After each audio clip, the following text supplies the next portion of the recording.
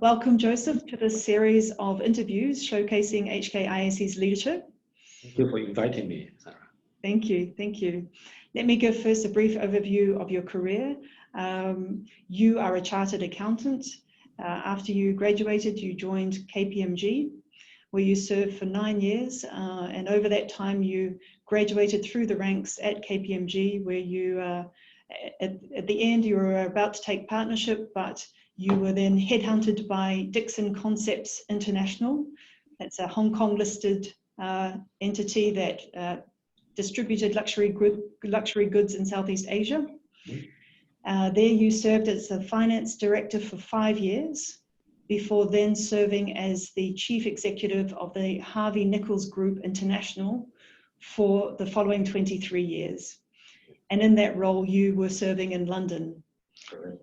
And over the 23 years, you were responsible for a great expansion of Harvey Nichols, the luxury store, across the UK, opening 6 new department stores, but then also opening 7 department stores in the broader Middle Eastern region. Correct. Yeah. In terms of arbitration, you are also a chartered arbitrator with CIARP. Yes. And you are a former director of the London Court of International Arbitration, and also a former director of the International Dispute Centre for the IDRC. Yes.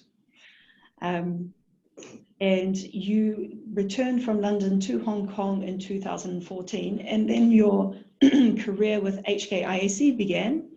Right. You were elected to the HKIAC Council, the governing board, in 2014. Then in late 2016, you were elected as the chairperson of the Finance and Administration Committee of HKIAC, which is one of 3 standing committees at HKIAC. And then in October 2017, you were elected as the vice chairperson of HKIAC. And you were the sole holder of a vice chairperson position until June this year, when you were joined by Neil Eliasson and Brianna Young. Yes.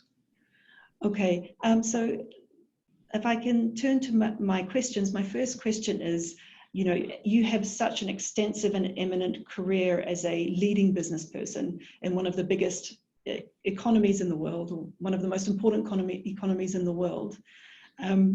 What inspired you to take on the role that you took on in 2014 at HKIAC? Well, first of all, of course, it is to do with my passion for arbitration, particularly from the viewpoint of the users. Second, it was really being the right person in the right place at the right time. I remember very well that by the middle of 2013, news was out that I was to retire by the end of March 2014, because headhunters were looking for my successor.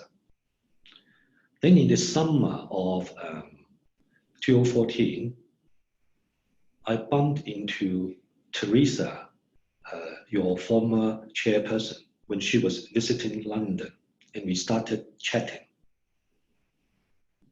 When I told Teresa that my plan after retirement was to return to Hong Kong to spend more time with my elderly parents, she then said if I would consider joining HKIAC as a council member. Now that was quite a surprise to me, but I thought, well, it suited my personal plan well. So after a few more contacts with Teresa, I confirmed to her that I was very pleased to be offered this opportunity. So I came back to Hong Kong at the end of 2014 and actually started working with the council at the beginning of 2015. Looking back, time flies past really very quickly. I've now served the council for over 5 years now, and I must say I have enjoyed my time with both your good self, your good team, and all my fellow council members.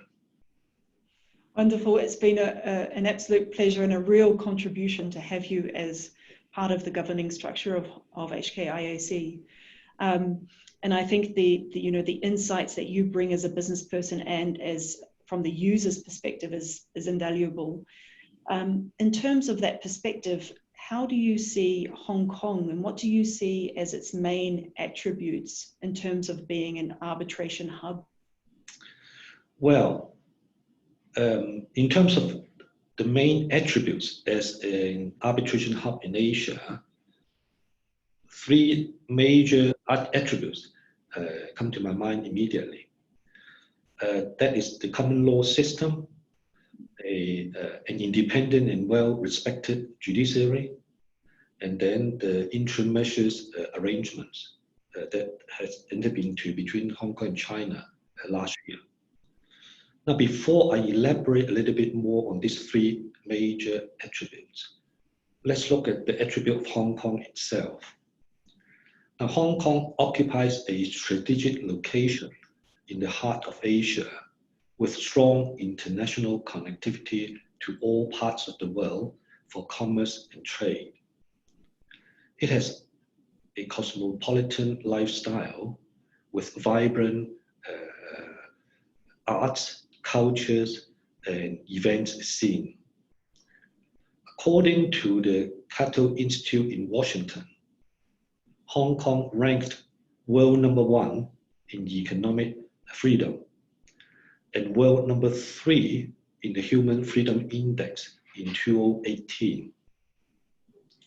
So Hong Kong is really a nice place to live and work. Now, in terms of the three attributes, after the return of sovereignty to China in 1997, Hong Kong has maintained and continued with the common law system, which it has practiced for over 150 years.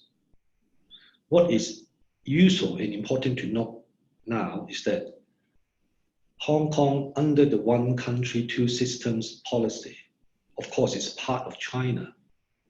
But under this policy, Hong Kong therefore is able to continue and is the only common law jurisdictions within China. I think that is an important attribute.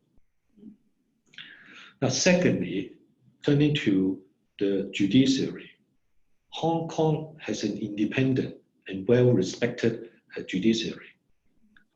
According to the World Bank Group, Hong Kong has scored above 90 out of 100 consistently since 2003 in the aggregate governance indicator in respect of the rule of law.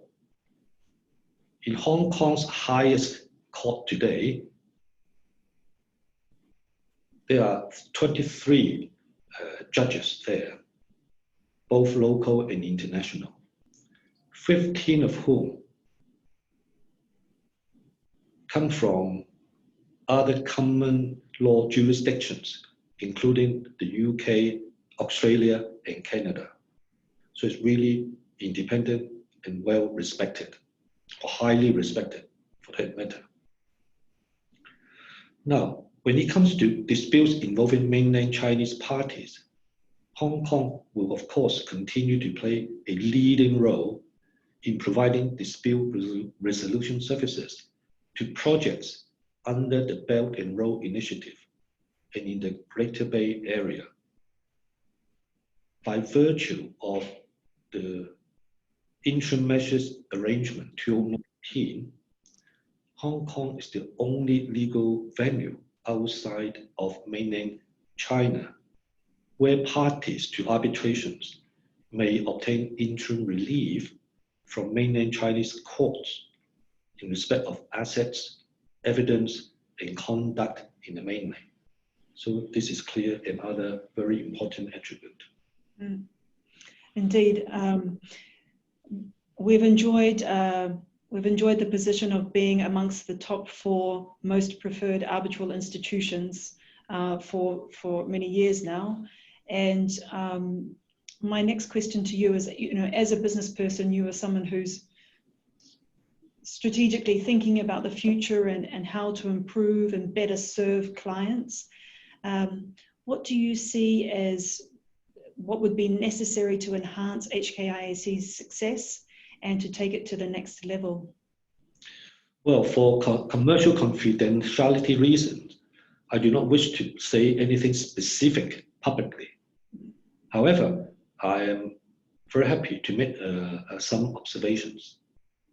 Firstly, HKIAC was established back in 1985, and over the years, both HKIAC and Hong Kong have evolved to meet the demands of in arbitration services, both in the region and internationally. During this period, Hong Kong has had to overcome life from 1997, SARS, the global financial crisis, social unrests, and more recently, the COVID-19 pandemic. Despite all the challenges Hong Kong faced in the past and present, Hong Kong's institutional strength and its underlying fundamentals and competitiveness remain strong and intact. So look at some realities and forget about politics for the moment. Hong Kong hosts all the major international investment banks and professional services firms, with a deep pool of world-class professionals in all areas of businesses. Hong Kong Stock Exchange is the largest stock exchange in the world by market capitalization. The Hong Kong Stock Exchange has raised in excess of 85 billion Hong Kong dollars in the first 6 months of this year, out of 59 new listings. Now, the amount raised in this first half, in this 6 months, when compared to the corresponding 6 months in last year, registered an increase of 22%. As the New York Stock Exchange becomes more hostile to the Chinese mainland companies, clearly Hong Kong will become an increasingly attractive place for capital raising and M&A activities. A second point is that Hong Kong has proven its resilience over the years, and I'm personally optimistic about its outlook. Hong Kong being a leading financial center, we can reasonably anticipate stronger demand for our financial services in the Guangdong, Hong Kong, Macau, Greater Bay Area, which is an urban cluster of 11 cities with over 70 million people, with a combined GDP of more than 1.5 trillion US dollars. So clearly, there will be a lot more business in the years to come, and that I haven't even counted the potential even more businesses from the Belt and Road countries, which therefore gives my personal optimism. Yeah, you've touched on some very important fundamentals and realities in Hong Kong with respect to its status as an international financial center. And there have been so many developments both in that space, also in the political space and in terms of civil unrest in Hong Kong, but also there have been a lot of important developments recently in terms of arbitration. And you mentioned, of course, the interim measures arrangement, which is very important for users. You know, casting your eye ahead, say in 5 years' time, where do you think HKIAC will be in terms of providing its services to the business and legal communities in Hong Kong, in Asia, and globally? Well, I would first of all look at the current situation. The number of arbitral venues and institutions has increased over the HKIAC's 35-year history to keep pace with the fast-growing demand of international arbitrations. And I'm very pleased to note that the HKIAC has been able to maintain its forefront position amongst all the leading international arbitration institutions today. Now, no doubt, with our continuous goal to excel and our commitment to invest in innovations and technologies, I'm sure we can push HKIAC to a new height. With our strength, Hong Kong HKIAC will continue to service international businesses going into China and for Chinese companies going out. Now, there's no doubt that Hong Kong remains an ideal arbitration venue and that HKIAC remains one of the best arbitration institutions in the region. Parties know that if they choose Hong Kong as their seat, the arbitral process will proceed without judicial interference, and the awards, of course, will be enforced. Our reputation also ensures that parties will know that HKIAC will administer their arbitrations very efficiently and will help them to appoint strong arbitrators. So with the expected increasing flow of businesses in the region because of China's Belt and Road Initiative, as well as their Greater Bay Development Plan, I'm actually very confident that Hong Kong and HKIAC will continue to thrive in the region and in the world stage. Mm-hmm. Well, thank you, Joseph. I have one final question for you, and this is drawing from the fact that you were Hong Kong born and raised. You spent a large part of your career in London, and now you've come back to Hong Kong. Can you share with me what you think is the best kept secret of Hong Kong? Yes, I can. But what I'm going to say is not invented by me. Actually, I was told that from some very prominent people, maybe from Scotland, from overseas, they are expatriates who had come and lived here and actually do not even want to go back to their home country, Scotland or Canada. And what they said to me was, or advice given to me was, when I went to England to pursue my chartered accountancy training, and they said to me, Joseph, one thing I can tell you is that after you qualify, I'm sure you will return and live and work in Hong Kong. And the reason is Hong Kong has never failed anyone who is happy to stay. So that's the message I would like to share with you. And indeed, with everyone.